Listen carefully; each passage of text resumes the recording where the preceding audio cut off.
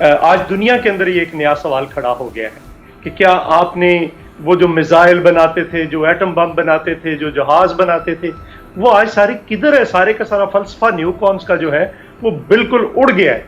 और कहा यह जा रहा है कि आप सेहत को, आप तालीम को और आप खुराक को इस तरह से इस प्राइवेट हाथों पे बिल्कुल उनके हाथों में देकर पूरी नौ इंसानियत को तबाह बर्बाद नहीं कर सकते। बड़ी खूबसूरत बात की है आपने। ये एक नई बहस दुनिया के अंदर स्टार्ट हुई। जहां जहां पे देखिए चाइना का और अमेरिका का फर्क है। अमेरिका आज भी बड़ी पावर है, शायद ज्यादा पैसे इन्वेस्टमेंट करती है, लेकिन उनका सारे का सारा जो हेल्थ का सिस्टम था वो सारे का सारा प्राइवेटाइज था। और वहां पे ये इस किस्म के तमाशे जैसे पाकिस्तान में ये शुरू कर रहे हैं कि हेल्थ कार्ड देंगे, इंश्योरेंस होगी, इस किस्म के तमाशे अमेरिका में थे। लेकिन आज किधर है? अमेरिका का सारा हेल्थ सिस्टम कोलैप्स कर गया। दूसरी तरफ चाइना का एक हेल्थ सिस्टम था जिसके पीछे पूरी रियासत खड़ी थी और खुराक के पीछे पूरी रियासत खड़ी थी। उसने लॉकडाउन भी किया, उसने इलाज भी किया, उसने खुराक भी लोगों को दी और उसने अपने लोगों को बचा लिया और मुल्क सारे को भी बचा लिया। एक बात मैंने ये गुजारिश करनी है, हमें भी सोचना पड़ेगा अब दोबारा से नए सिरे से। जो पीपल्स पार्टी का और जुल्फकार अली भुट्टो का फलसफा था, मैं समझता हूं कि वो एक नए सिरे से फिर वापस आ रहा है, जो डेमोक्रेटिक सोशलिज्म की बात की थी। ये नहीं होना चाहिए। बदकिस्मती से हमारे यहाँ जब ये बहुत बढ़ जाता है तो उसका नुकसान लोगों को होता है कि सर्विस डिलीवरी नहीं हो पाती है। लेकिन जब नजरियात तब्दील होते हैं तो फिर सवाल उठता है। मेरे प्राइम मिनिस्टर ने कहा मेरी कोताही है, मैं कौम के सामने एक्सपोज करूंगा। सही है। आज इनसे पूछें तारड़ साहब से कि जब नवाज शरीफ के दौर में 140 रुपए की चीनी हुई थी, पीपल्स पार्टी कहती थी कि ये चोर हैं, लेकिन आज पीपल्स पार्टी भी कहती है नहीं, वो उस वक्त ठीक था, वो जो कर रहे थे ठीक था। आपको पता है मुर्गी अंडे का काम कौन करता है?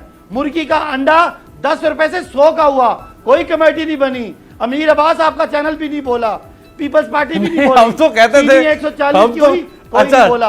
हमारे दौर में ज्यादती हुई।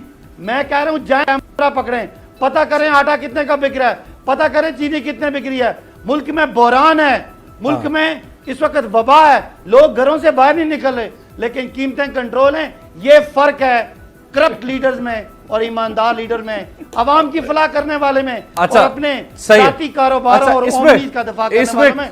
ये फर्क है। बाकी आप आए, सियासत करें, इनसे मिलें, उनसे मिलें, इंशाल्लाह अवाम को पता है कि इमरान खान ने करप्शन को बर्दाश्त नहीं करना, लिहाजा जो हमारे में भी करप्ट एलिमेंट है वो भी एक्सपोज हो। इसमें कोई शक नहीं कि ये पिछले कुछ दिनों में 12 के करीब ऐसी अशियाएं कि जिनकी कीमत कम हुई है, यानी महंगाई उनमें कम हुई है। तकरीबन इतनी अशियाएं 12 से 15 जिनकी कीमत स्टेबल है। कुछ चीजें महंगी हुई हैं, ये गुज़श्ता के 1-1.5 माह के अंदर, ये बिल्कुल बात ठीक है। चौधरी मंजूर साहब, कैसे क्रेडिट उनको नहीं दिया जा सकता? सिर्फ रमजान, पीपल्स पार्टी और नून के दौर के रमजान चेक कर लें, वबा तो बहुत बड़ा इशू है, खाली रमजान चेक कर लें, ये तो सारे मिलके पैसे कमाते थे। जी चौधरी साहब, आज तो कोई किसी माई के लाल को जुर्रत हो रही है, वो सामने खड़ा होता है। चौधरी साहब, भले सियासत करें, आप इनसे मिले, उनसे मिले, लेकिन इंशाअल्लाह पाकिस्तानी अवाम को पता है कि उनकी हमदर्द कौन है और उनका लूटने वाला कौन है। जी आप लूटते रहे चौधरी साहब, हमदर्द नहीं है आप लोग। देखिए वो क्या कहते हैं, हंसे के रोए तेरी नुज़र पे ख्याल पे हम। अब अगर एक बंदा 55 से 85 रुपए चीनी चली गई और वो इसका भी क्रेडिट ले रहा है, आटा नायाब है, लोग आज हाथों में पैसे पकड़े जलीलो ख्वार हो रहे हैं इस मुल्क के अंदर, आटा नहीं मिल रहा, वो इसका भी क्रेडिट ले रहे हैं, तो फिर उसमें क्या कहा जा सकता है? और आपको याद है 2010 के अंदर सैलाब आया था, 2011 के अंदर सैलाब आया था, क्या आटे की कोई किल्लत पैदा हुई थी? चीनी की कोई किल्लत पैदा हुई थी? नहीं हुई थी, क्योंकि उस वक्त स्टॉक मेंटेन रखते थे। अब अगर जिम्मेदार है तो जहांगीर खान तरीन नहीं है, जहांगीर खान तरीन ने इजाजत दी है बाहर एक्सपोर्ट करने की, जिन्होंने जिन एक्सपोर्ट करने की इजाजत दी है वो जिम्मेदार है, उन्होंने इस मुल्क के अंदर क्राइसिस पैदा की है, वो रिस्पॉन्सिबल है, खुद इमरान खान रिस्पॉन्सिबल है, खुद। अच्छा चौधरी साहब देखिए, इसमें कोई शक नहीं कि प्राइम मिनिस्टर ईसीसी को हेड करता है, ईसीसी ने अगर इजाजत दी तो ये हमारे रोज आ जाते थे, ये एडमिनिस्ट्रेटिव फैसला तो गलत हो सकता है चौधरी साहब, ये एडमिनिस्ट्रेटिव गलत फैसला हो सकता है प्राइम मिनिस्टर का, हाँ, लेकिन इसमें करप्शन तो जहांगीर तरीन साहब के एंड पे हो सकती है, प्राइम मिनिस्टर के एंड पे तो नहीं हो सकती।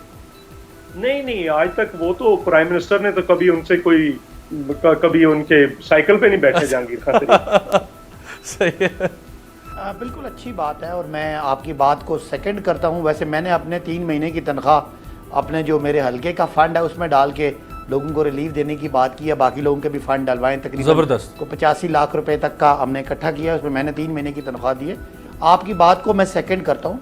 बाकी जो तारड़ साहब ने बातें की कि हमने कहा था कि हम एंटी करप्शन नैरेटिव पे आए थे और लोगों को उल्टा लटकाने वाली बात, मेरा ख्याल है वो पीपल्स पार्टी वाली बात, शहबाज शरीफ वाली बात कर रहे हैं। हमने कभी भी उल्टा लटकाने की बात नहीं की, हमने कटहरे में खड़ा करने की बात की और हमने कटहरे में खड़ा किया है। अब इनकी सारी बातों में एक तरफ ये है कि नैब न्याजी गठजोड़ है। वक्त खत्म है, मैं जरा चौधरी साहब से पावरफुल है, मैं जरा चौधरी साहब से लास्ट कमेंट ले लूं। सदाकत भाई माज़रत के साथ टाइम कम है, मैं उनकी नैब की भी हम चौधरी साहब से जुमला बोलूं। जी बोल रहे, ये चौधरी साहब के लिए एक जुमला है सिर्फ। हम एक तरफ इतने ताकतवर हैं कि तमाम इदारों को हम चलाते हैं और एक तरफ हमें इल्जाम लगता है अगले दिन हमारे पास कुछ है ही नहीं, हम तो एक नोटिफिकेशन ही निकाल सकते, लिहाजा ये खुद कंफ्यूज है। हमें बहुत ताकतवर भी कहते हैं, प्राइम मिनिस्टर ऑफ पाकिस्तान और प्राइम मिनिस्टर पता चलेगा हम क्या है, यानी आहिस्ता वक्त अफ्रीका के ये तरक्की पजीर ममालिक है, रवांडा, मलावी, इनकी कोई काबिल जिक्र ममालिक भी नहीं है, लेकिन वहां के हुक्मरान भी अपनी मिसाल पेश करें। क्या प्राइम मिनिस्टर और उनकी काबीना को अपनी तनख्वाह में से कोई हिस्सा देना नहीं चाहिए? नहीं, बिल्कुल देना चाहिए। जहाँ पे ये सूरत हाल है, ये एक कैफियत होती है ना, उसमें आप सलामती तो माशाल्लाह हमारे तो प्राइम मिनिस्टर भी खुद भी अरबपति हैं और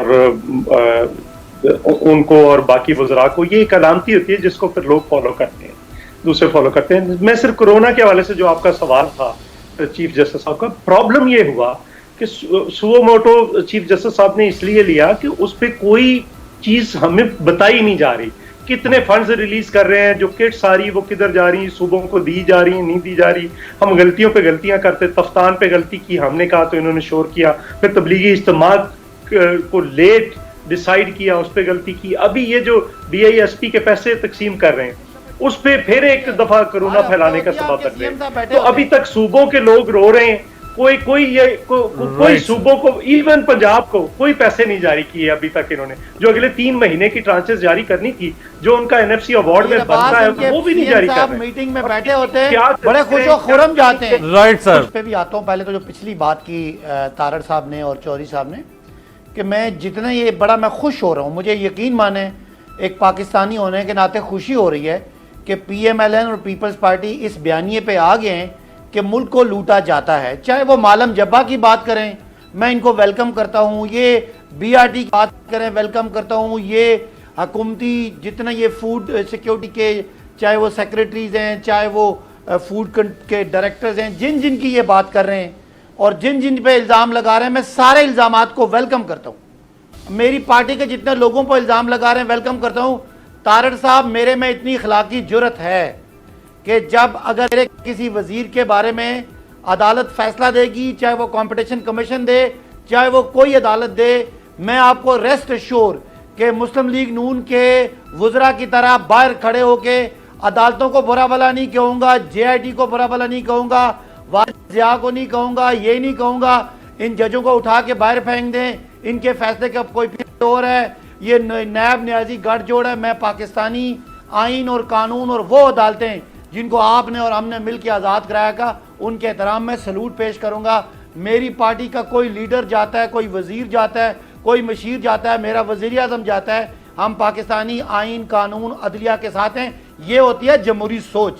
मेरे भाई शाहिद खाकान भाई साहब 3 दिन पहले एक TV शो में बैठे हुए थे, उनको कहा गया कि जी ये चीनी आपके दौर में 140 की गई थी, ये मुर्गी जो है वो 1-2 महीनों में 100 रुपए से 300 रुपए की गई थी। आपको पता है मुर्गियों का कौन कारोबार करता है? अंडा 10 रुपए का 100 का हुआ था, तो वो कहते हैं वो नवाज शरीफ साहब के दौर में दोज वर मार्केट कंडीशंस, और ये चोर बैठे हैं भाई, ये 2 मयार नहीं चलेंगे।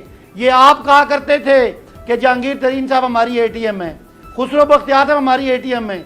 आज अगर किसी कमेटी में उनका नाम, किसी रिपोर्ट में उनका नाम आया है, तो मैं उनको डिफेंड नहीं कर पा रहा, मेरा अखलाकियात इजाजत नहीं देती कि मेरे मुल्क के किसी मोतबर इदारे ने उन पे इल्ज़ाम लगाया है। वो हमारे प्यारे हैं, वो इल्ज़ामात क्लियर करके आएंगे, हम उनको डिफेंड करेंगे। ये होती है जमहूरियत। मेरे भाई जमहूरियत के नारे तो करने बड़े आसान हैं, लेकिन जब आती है, जब लीडर करप्ट हो जाते हैं, उनके साथ बर्रे आज़मों पे दौलतें पकड़ी जाती हैं, उस वक्त हम फौज को, अदलिया को बदनाम नहीं करते। ये आपने सीखना है, आपकी ट्रेनिंग है, हम इससे गुजर रहे हैं। हमने आपसे कहा था कि ये जो करप्शन है ना, ये इस मुल्क की बीमारी। सर बहुत बहुत शुक्रिया तीनों मेहमानों का, बहुत शुक्रिया। खत्म हो गया सदाकत वासी साहब, चौधरी मंजूर साहब, अताउल्लाह तारड़ साहब। आपसे मुलाकात होगी कल।